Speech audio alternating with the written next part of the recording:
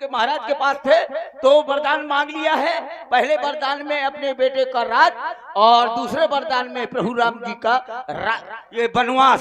राज सेवक, हम तो उत्सव मना रहे थे, खुशियां मना रहे थे, लेकिन तुम्हारे द्वारा हमें ये सूचना प्राप्त हुई है कि प्रभु राम जी अब राजा नहीं बन रहे हैं, वनवासी बन रहे हैं। वनवासी और हमारे ही राज्य की ओर आ रहे हैं। क्या कहा? हमारे राज्य की ओर आ रहे हैं? बिल्कुल महाराज। तो चलो राज सेवक, नगर में आने से पहले ही उनका स्वागत किया जाए, उनका सत्कार किया जाए। आओ चलिए महाराज। लिए फल मूल भेंट भारी भारा, लिए फल मूल भेंट भरी भारा, लिए फल मूल भेंट भरी भारा, मिलन चले वही हरसिया पारा। हेलो शिवम, शिवम हमारी आवाज सुन रहे हो? जो आरती की थाली मंच पर लेके आ जाओ। शिवम, आरती की थाली मंच पे ले आओ। करिदान बतो भेंट धरी आंगे,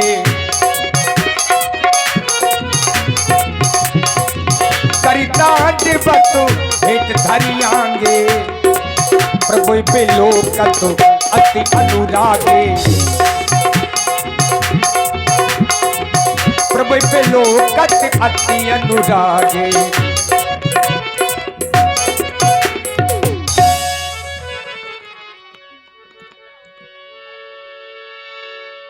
सहज स्नेह विवशी रघुराई, पूछी कुशल निकट बैठाई। हे सखा सुजान, भगवान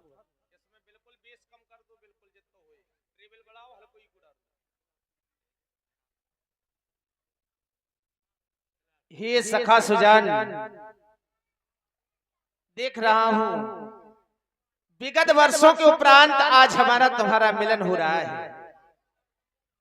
गुरु पीठाधीश श्री वशिष्ठ जी महाराज के आश्रम में एक साथ विद्या अध्ययन करने के उपरांत आज हमारा तुम्हारा मिलन हुआ, ये बड़े सौभाग्य का विषय है।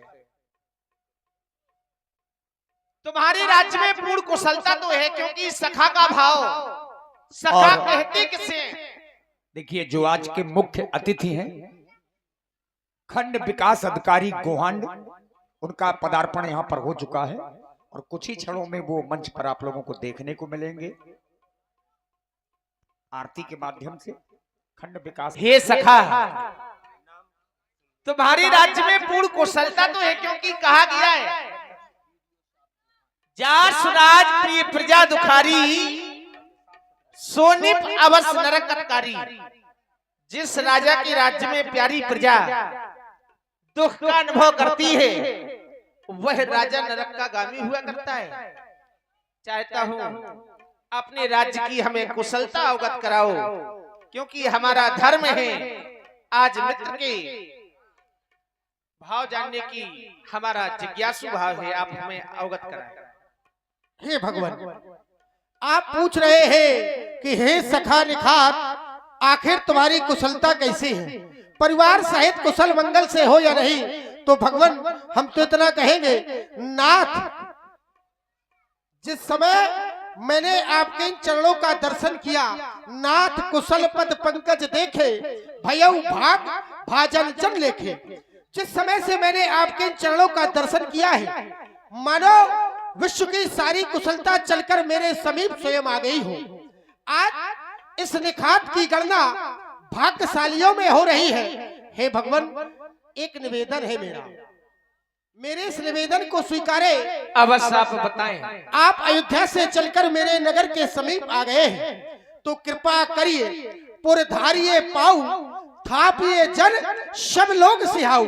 हे भगवान, आप इतनी कृपा करें कि मेरे नगर की ओर चले, ताकि मेरे नगरवासी, मेरे पुरवासी आपकी सेवा कर सके। रही बात जो कुछ भी मेरा है, ये तो सब आपका है भगवान। देव, धरन, धन, धाम तुम्हारा, मैं चल नीच सहित परिवारा।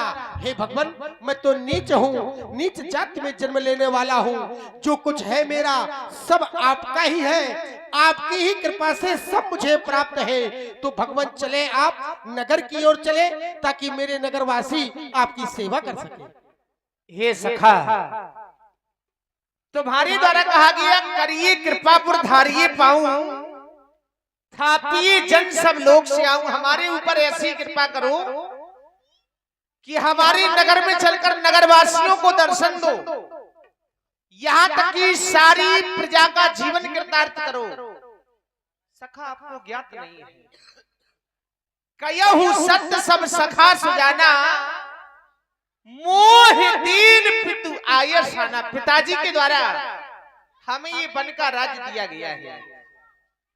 इतना ही नहीं, माता का आदेश मिला, तापस वेश विशेष उदासी 14 वर्ष राम वनवासी। ये वनवासी का भेष धारण करके राम तुम्हें एक नहीं दो नहीं, तुम्हें ये 14 वर्ष जाकर वन में व्यतीत करना है। यदि हम आपके नगर की ओर जाएंगे तो ये सारे संसारवासी राम को वनवासी कोई नहीं कहेगा, यही लोग नगरवासी कहेंगे कि राम नगर में रहता है, राम नगरवासी है। आदेश हमें वन प्रखंड का मिला है, केवल 14 वर्षों की बात है।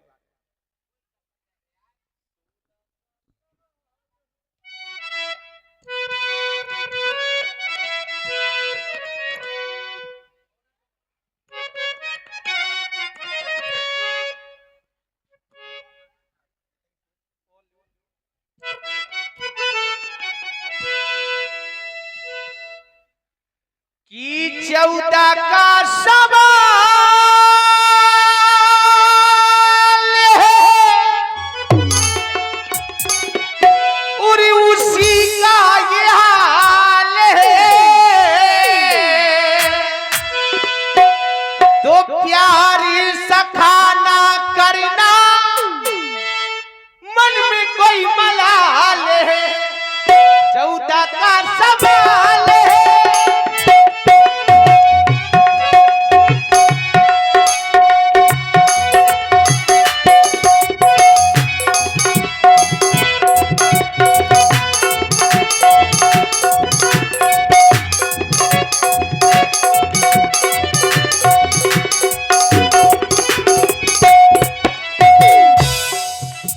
आपके द्वारा कहा गया करिए कृपा पुर धारिये पाऊं। पूरी परिवार में भाई हमको नहीं है जाना, वो थोड़ा बढ़ाना। पूरी परिवार में भाई हमको नहीं है जाना। 14 वर्ष समय मन में ही है बिताना बिताना।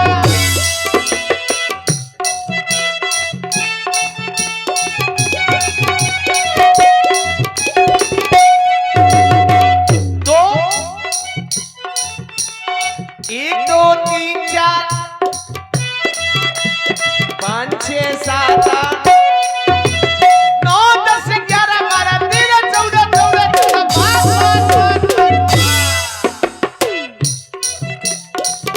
14 रत्नों में कैसे 14 रत्न लाले हैं, उतने ही प्यारे भैया ये 14 साल है। 14 का सवाल है।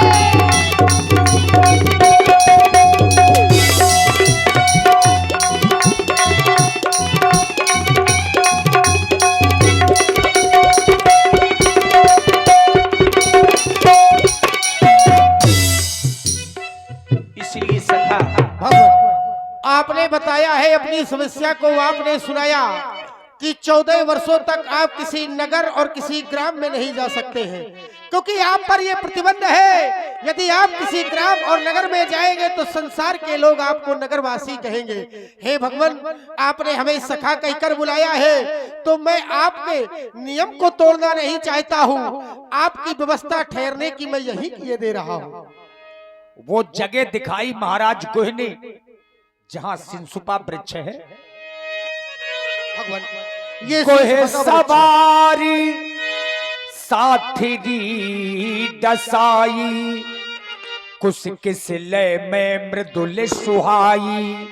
पत्तों और कुसाओं की साथरी बनाई और भगवान ने सिंसुपा वृक्ष के नीचे ही शयन किया। सिय सुमंत्र भ्राता सहित कंद मूल फल खाई, शयन कीन रघुबल से मणि, पाय पलोटत भाई। लक्ष्मण जी कुछ ही दूरी पर राम जी की पहरेदारी में बैठ गए। उठे लखन प्रभु सोबत जानी, कही सच वही सोवन मृदुबानी। सचिव से भी कहा कि आप भी विश्राम करें, लेकिन महाराज गुह का ध्यान राम जी की ओर गया। और जब राम जी को इस स्थिति में देखा महाराज गुह ने, तो उनके तो नेत्र भर आए। सोबत प्रभु ही निहार निसाधु, भयहु प्रेम बसु हृदय विषादु। तन पुलकित लोचन जल बहाई, बचन सप्रेमो लखन सन कहई। हे छोटे सरकार, आज प्रभु राम जी को मैं इस धरण धाम पर शयन करते हुए देख रहा हूँ। आज उन्होंने वन प्रखंड में आकर मुझे सखा कहकर बुलाया, और यदि हम सखा शब्द का उल्टा कर दे तो खास हुआ करता है। आज ये लिखा प्रभु श्री राम का खास होने के बाद भी कुछ सेवा नहीं कर पा रहा है, कोई उन्हें सुख नहीं दे पा रहा है। आज वो धरणी धाम पर कुसाओं की साथरी में शयन कर रहे हैं। मानो ऐसा लग रहा है जैसे संसार में कोई इनका होना ये अनाथों की भांति वन प्रखंड के कष्टों को सहन कर रहे हैं। ये दृश्य देखने से पहले ये लिखा नेत्रहीन क्यों नहीं हो गया, ये लिखा नेत्रहीन क्यों नहीं हो गया। विचार करता हूँ, जो प्रभु श्री राम मर्यादा पुरुषोत्तम है, जिन्होंने सदैव जीवन में सुख जिनके समीप रहा करते थे, आज इन वनों के कष्टों को सहन कर रहे हैं। इनके यदि विषय में विचार किया जाए तो भूपति भवन सुहाय सुहावा, सुरपति सदन की पट पावा। चक्रवर्ती नृपाल महाराज श्री दशरथ जी का भवन कोई साधारण भवन नहीं है। देवराज इंद्र का भवन अर्थात स्वर्ग भी अयोध्या के राजघराने के आगे फीका है। ऐसा किसी भी लोक का कोई सुख नहीं है जो अयोध्या के राजघराने के अंतर्गत ना हो। जिनके पास इतने सारे सुख होने के बाद भी, जिनके पिता इतने प्रतापी होने के बाद भी, उनके पुत्रों को आज ये वनों का कष्ट सहन करना पड़ रहा है। कुसाव और साथरी, कुसाव की साथरी पर सहन करना पड़ रहा है। ये दृश्य देखकर मनो वैसा लग रहा है जैसे मेरा हृदय फटा जा रहा हो। मणि में रचित चार चौबारे, जय रथपत निज हाथ सवारे। मणियों से रचित एक एक खम्भ उस अयोध्या राजघराने का यदि उसे देखा जाए तो ऐसा लगता है जैसे रथ के पति कामदेव के द्वारा स्वयं उनका निर्माण किया गया हो। अरे जो प्रभु श्री राम जिन गलीचों और गद्दों पर शयन करते थे, मानो वो गलीचे और गद्दे कितने मुलायम है, तो बताया गया दूध के फेन के बराबर वो मुलायम गद्दे गलीचे। दूध का जो फेन हुआ करता है, फेन जितना मुलायम होता है उतने ही मुलायम गद्दे और गलीचों पर सैन करने वाले प्रभु श्री राम आज इन कुसाओं की साथरी पर सैन कर रहे हैं। पता नहीं विधाता कब किसके बाम हो जाए ये कोई नहीं जानता, आने वाले समय को कोई नहीं जानता। अरे जिन्हें राजा होना था, राज्य के सुख जिन्हें सारे प्राप्त होने थे, वो राजा ना होकर आज वनवासी हो गए। द्वितीय में दृष्टि डालता हूँ माता जानकी की ओर, जब मैं दृष्टि डालता हूँ तो क्या ये बन के कष्ट सहने योग्य है? इनके विषय में बताया गया, पिता जनक जग विदित प्रभाव, सखा सुरेश ससुर रघुराऊ।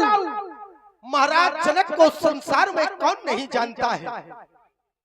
महाराज जनक जैसा प्रतापी पिता हो जिसका, और जिसके ससुर महाराज चक्रवर्ती श्री दशरथ जी जो कि इंद्र के सखा हो, स्वर्ग के राजा इंद्र के सखा महाराज दशरथ जी, उनकी पुत्र वधू ये कष्ट सहन कर रही है। फिर विचार करता हूँ, रामचंद्र सोपत वैदेही शोवत मही विधि बामन देही। अरे रामचंद्र जैसे जिनके पति हो और उन्हें भी थरा में सहन करना पड़ रहा है।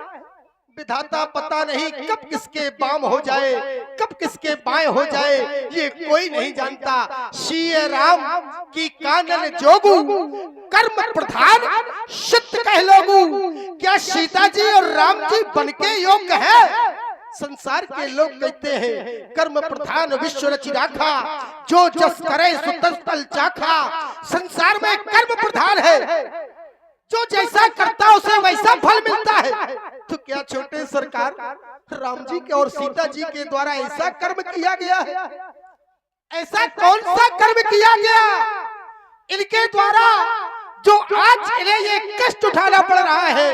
मैं इस बात को नहीं मानता हूँ। यदि संसार के लोग कहे कर्म प्रधान है तो मैं नहीं मानता आज, क्योंकि प्रभु श्री राम जी के द्वारा कोई ऐसा मेरे दृष्टि से कर्म नहीं किया गया है जिसके कारण उन्हें ये कष्ट उठाना पड़ रहा है। मेरी समझ में ये नहीं आता। हाँ, बहुत विचार करने के बाद मैं विचार कर रहा हूँ, यदि इन्हें आज कष्ट मिल रहा है तो इनके स्वयं के कर्म नहीं है, इन्हें कष्ट दिया जा रहा है, और कष्ट देने वाला कोई और नहीं, इनकी मछली माता महारानी कैकेयी है। यदि महारानी कैकेयी ने ये वरदान ना मांगे होते तो शायद आज प्रभु श्री राम ये कष्ट ना उठा रहे होते। तो कष्ट इन्हें स्वयं के कर्मों से नहीं मिल रहा है, इन्हें तो कष्ट दिया जा रहा है। अरे हम तो ये कहेंगे कैकेयी नंदन मंद मत कठिन कुटिल प्रणकीन, जिम रघुनंदन जानकी सुख अवसर सुख दीन। हे कैकेयी नंदन, हे महारानी कैकेयी, तुमने अच्छा नहीं किया, सुख के अवसर पर प्रभु श्री राम जी को कष्ट दे दिया, और जिस कष्ट के कारण सारे अयोध्या वासी दुखी है। अयोध्या वासी ही नहीं अपितु सारा संसार दुखी है, और जब सारा संसार दुखी है तो संसार के अंतर्गत ये निखाद आता है, तो आज ये निखाद भी दुखी है। यदि मैं विचार करता हूँ तो कैकेयी ने किया क्या है? रघुवंश रूपी वृक्ष को काटने के लिए एक कुल्हाड़ी का कार्य किया है। हे महारानी कैकेयी, तुमने ये अच्छा नहीं किया, तुमने ये अच्छा नहीं किया है, तुमने ये अच्छा नहीं किया। कि लखनलाल जी ने ज्ञान और वैराग्य की चर्चा के माध्यम से महाराज निषाद राज के मोह को दूर किया। हमारे कुछ अतिथिगण यहाँ पर पधार चुके हैं।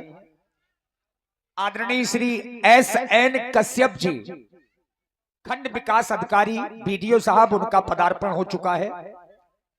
आदरणीय श्री रोहित यादव जी SI सर, और श्री दिलीप श्रीवास्तव जी SI साहब, श्री योगेंद्र कुमार जी ग्राम विकास अधिकारी सचिव साहब, आप सब लोग यहाँ पर पधार चुके हैं।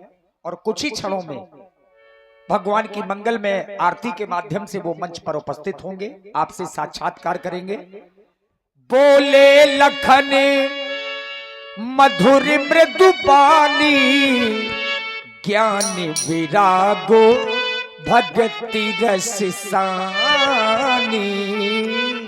हेलो, देखिए निखात राज जी के सुंदर अभिनय पर 21 रुपए का पुरस्कार हमारे मूलचंद नहरवार एलवा कछुआ की ओर से निखात जी के सुंदर अभिनय पर 21 रुपया प्रदान। बहुत बहुत धन्यवाद, बहुत बहुत धन्यवाद। मित्र निखात राज, आप सब जानते हैं, परंतु आपने एक आरोप लगाया हमारी माता और पिता पर। वैसे विचार करता हूं कि काहू ना कोहू सुख दुख कर दाता, निज कृत कर्म भोग सब्रता।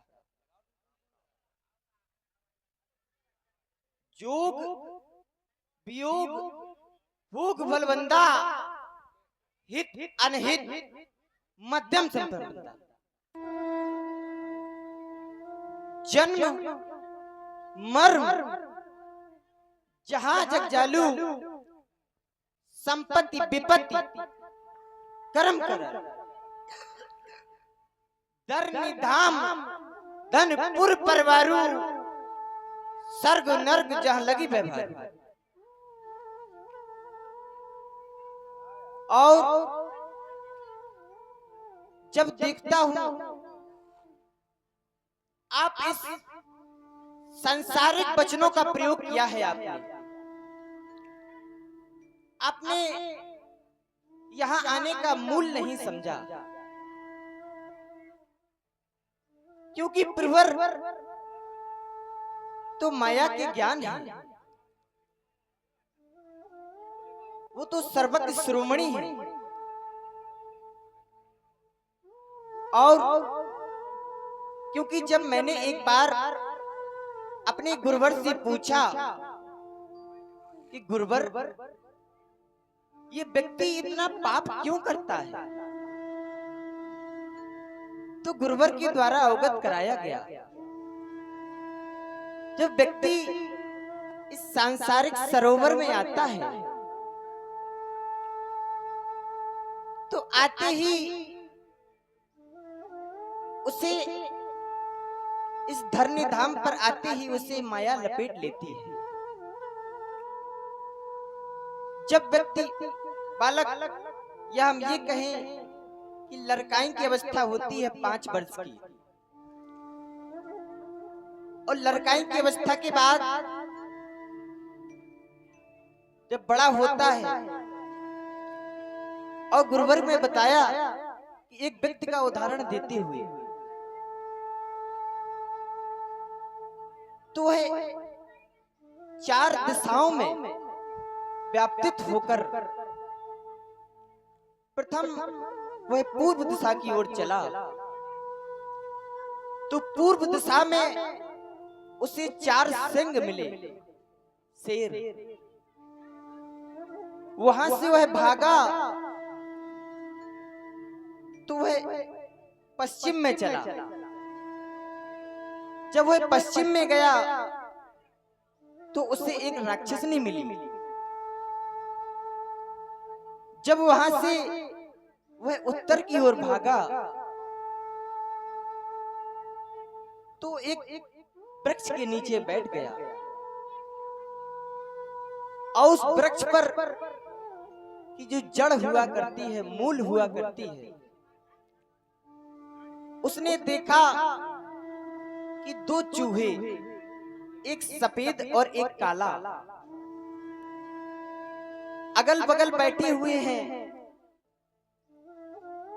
और उस जड़ को खा रहे हैं। बीच में एक काला सर्प भी बैठा हुआ है। जब मैंने गुरुवर से पूछा तो उस व्यक्ति को मैंने कहा गुरुवर उस व्यक्ति को दक्षिण की ओर जाना चाहिए था, क्योंकि चौथी दिशा दक्षिण ही बचती है। तो गुरुवर द्वारा बतलाया गया दक्षिण दिशा में मृत्यु के बाद जाया जाता है, अर्थात इन सभी बिंदुओं को जोड़ूं तो गुरुवर द्वारा बड़ा ही भावचीन शब्द दिया गया। जब वह पूर्व दिशा में चला तो उसे वह 4 शेर नहीं थे, वह 4 काम, क्रोध, मद, लोभ, ये 4 धाराएं थी। और जब वह पश्चिम में चला तो उसे वो राक्षसनी नहीं थी, वह माया थी। और जब उत्तर में चला था तो वह चूहा, काला चूहा अर्थात रात, सफेद चूहा अर्थात दिन, उसी प्रकार व्यक्ति को ये समय ले जाता है, रात दिन रात दिन रात दिन। और बीच में जो काला सर्प बैठा हुआ था वह काल था, व्यक्ति को वह काल ले जा रहा है, अंत में व्यक्ति को वह काल ले जा रहा है। इसलिए सपने होए भिखारी निप रंगपति होए, सपने में भिखारी भी राजा बन जाता है और राजा भी भिखारी बन जाता है। इसलिए आप इस निखात राज्य, आप इस माया में ना फंसे। भगवान आपकी बातों को सुनकर मानो मेरे हृदय में ज्ञान उत्पन्न हो गया है। मैं तो मोह और माया में लिप्त होकर रुदन कर रहा था, लेकिन विचार ये कर रहा हूँ परमपिता परमात्मा को कौन कष्ट दे सकता है जो संसार चलाने वाला है। हे भगवान जय हो आपकी, जय हो आपकी। राम जी का गुणगान करते करते भुनसारा हो गया। कहते राम गुण भाभुन सारा, जागे जग मंगल सुख तारा।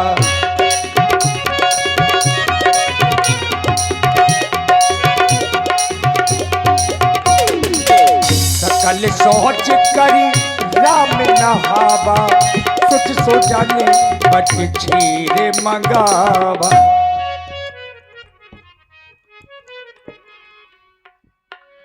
भगवान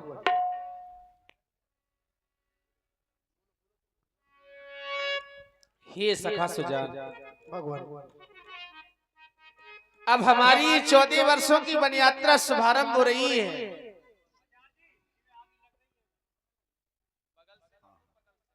सही है भैया, लंका दहन न हो जाए। हाँ ये बात, हाँ अभी समय है लंका में।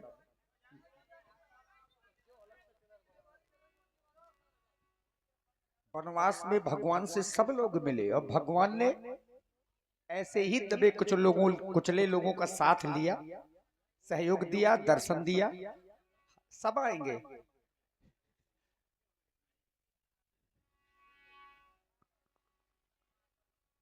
देखिए गुणगान करते करते रात से भुनसारा हो गया। अब राम जी जैसे ही प्रातः काल हुआ, सकल सोच करी राम नहावा, और सुच सुजान बट क्षीर मंगावा।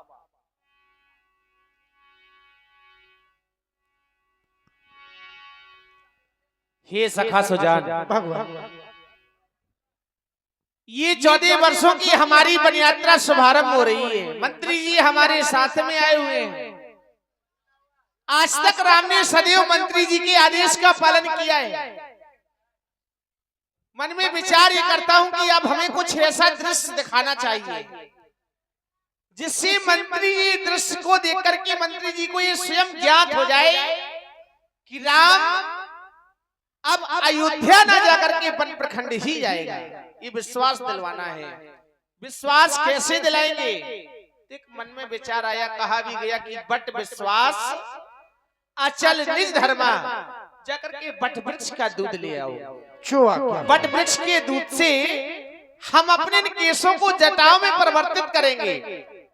जिस समय जटाओं में परिवर्तित करेंगे और मंत्री जी इस दृश्य को देखेंगे तो मंत्री जी को ये ज्ञात हो जाएगा कि राम अब अयोध्या ना जाकर वन प्रखंड ही जाएगा। अनुज सहित सिर जटा बनाए, देख सुमंत्र नयन जल छाए। हृदय दाहु अति बदनु मलीना, कह कर जोरी बचनो अति दीना।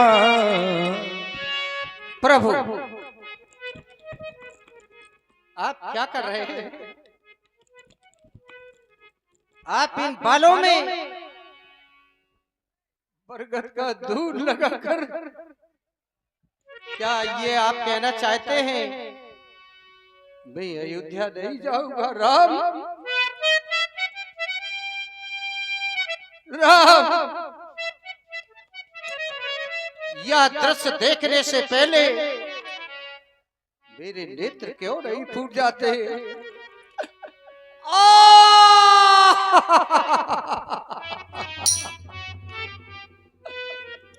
राम, तुमने जिस समय वन के लिए प्रस्थान किया, तुम्हारे महाराज पिता श्री दशरथ मूर्छित लेटे थे और हमें बुलाया, हमें आदेशित किया। सुमन मेरी पुत्री सीता, राम लक्ष्मण वन के लिए चले गए।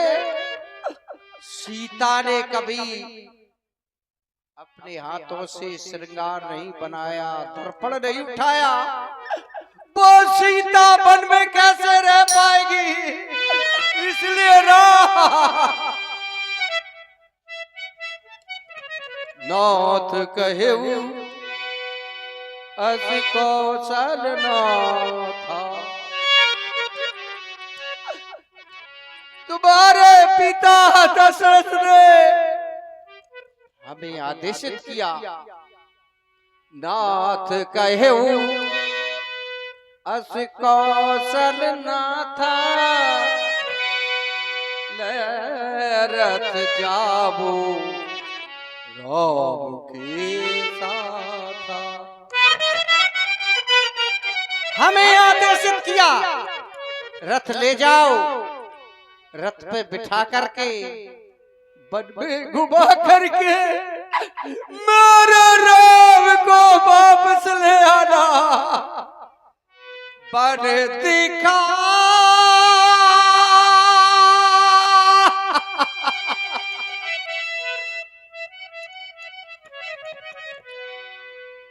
सुर सारी अनुपाई, आनो फेर बेग दो भाई। मेरे राम को वन में घुमाकर गंगा के स्नान कराकर अयोध्या वापस ले आना। इसलिए राम हो चुकी के कई की आज्ञा, और वन में सरकार विराज चुके, हो चुकी के कई की आज्ञा।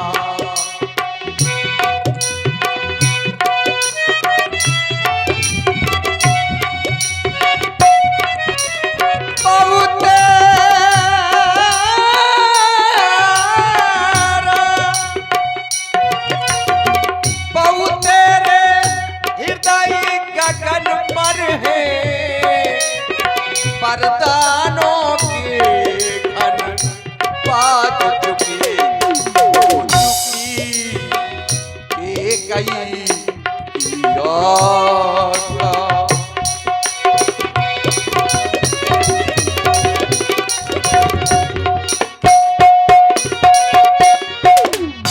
इसलिए प्रभु अब चलिए लौट, अब चलिए, यह जनता जीवित तो हो जाएगी। अपने हाथों के द्वारा ही वो तुम्हें मुकुट पहनाएगी। राम पिताजी की स्थिति अच्छी रही तो मेरे साथ अयोध्या लौट चलो राम, लौट चलो। हे पूज्य, आपके द्वारा कहा गया कि राम अयोध्या वापस चलो। एक समय वो था कि राम सुमंत्र है आवत देखा, आदर कीन पिता सब देखा। मैंने आपको जब जब भी देखा है केवल पिता की ही दृष्टि से देखा है, आज भी देखता हूँ, और आशा ही नहीं है, हमारी हृदय का विश्वास कहता है कि केवल हम तुम्हें पिता की ही दृष्टि से देखेंगे। हे पूज्य, विचार ये करता हूँ कि एक पिता की ओर से आदेश मिल रहा है कि राम तुम्हें 14 वर्षों के लिए वन की ओर जाना है, और दूसरे पिता की ओर से आदेश मिल रहा है कि राम वनवास न जाकर अयोध्या वापस चलो। आज तो राम धर्म संकट में पड़ गया है। हमारे पूर्वज राजा शिव दधीच हरिचंद्र नरेशा, सही धर्म ही ये कोट कलेसा। राजा शिवी, राजा दधीच, यहाँ तक कि राजा हरिश्चंद्र, धर्म के कारण सभी ने अनेकों कष्टों का सामना किया, लेकिन किसी ने धर्म को नहीं छोड़ा। यहाँ तक कि रंति देव बल भूप सजाना, धर्म धर्यो सही संकट नाना। यहाँ तक कि हमारे वेद ग्रंथ भी कह रहे हैं, धर्म न दूसर सत्य समाना, आगम निगम पुराण बखाना। ये पुराणों में भी इनका बखान किया गया है कि सत्य के समान दूसरा कोई धर्म नहीं। हे पूज्य, हमारा निवेदन स्वीकारें राधे श्याम।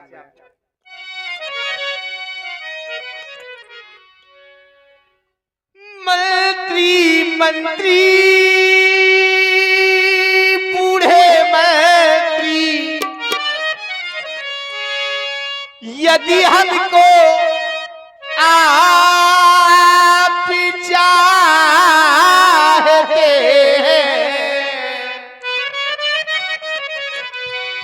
तो उस चाहत की ना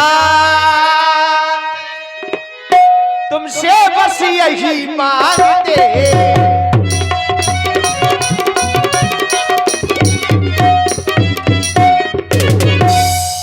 जितनी जल्दी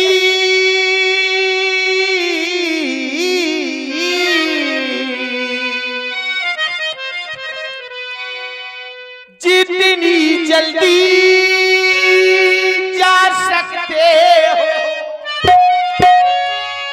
उतनी जल्दी घर जाओ तुम। 14 वर्षों दिए का 14 वर्षों के दिए का किसी राघव को किसी राघव 14 वर्षों के दिए का।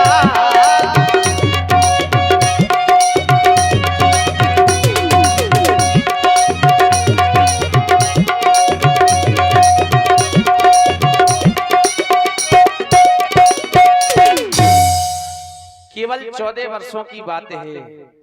14 वर्ष पूर्ण होते ही राम अविलंब आपके समक्ष में आ जाएगा। राम, मैं जानता हूं तुम्हारे वंश में ऐसे ऐसे क्षत्रिय, ऐसे ऐसे नृपाल महापुरुष हो गए जिनको संसार का प्रत्येक व्यक्ति जानता है। संसार के जाने के बाद धन्य है राम, तुमने धर्म का पाठ पढ़ाकर मुझे निरुत्तर कर दिया। लेकिन राम, मैं पुत्री सीता की ओर देखता हूं। सीता ने कभी पैदल चलना नहीं सीखा। वो एक बात और है, माता का हृदय बड़ा कोमल होता है। क्यों?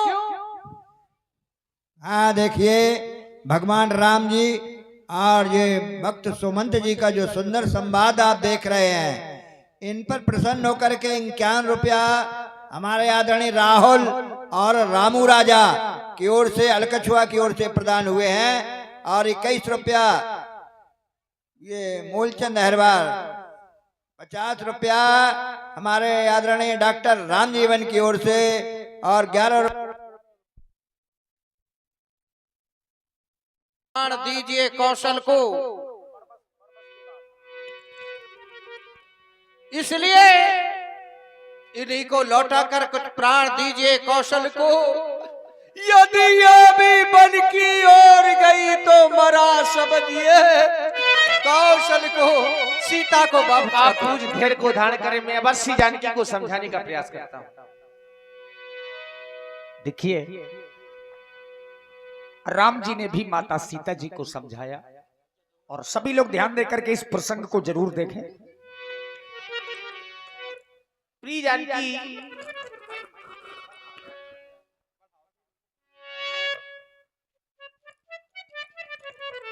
प्रिय जानकी, 14 वर्षों की वन यात्रा शुभारंभ हो रही है।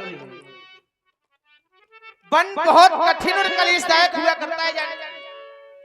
वन का खारा पानी पी नहीं पाओगी, कंकरीले पत्थरों पर चल नहीं पाओगी जानकी, कांटों और कुशाओं में शयन कर नहीं पाओगी जानकी। आप लोग अवश्य जानकी सरकार विराजमान रही। और देखिए मित्रों, यद्यपि हमारे अपने